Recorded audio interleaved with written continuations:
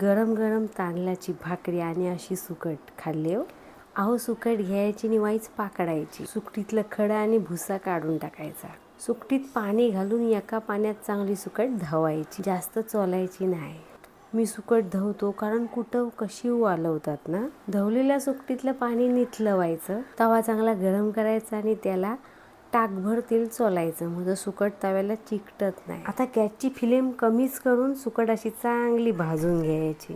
आता भाजलेल्या सुकटीत बारीक चिरलेला कांदा घालायचा आणि त्याचबरोबर कैरीचं तुकडं, धवलेली कोथिंबीर ती अशी बारीक करून घालायची आणि चवीपुरतं मीठ, हळद आणि तिखटाचं प्रमाण कमी करून तुम्ही यात बारीक चिरलेली हिरवी मिरची पण घालू शकता. आता घातलेलं सगळं साहित्य चांगलं मिक्स करून झाले. तोंडाला पाणी सुटतं, बाकी काय होत नाही.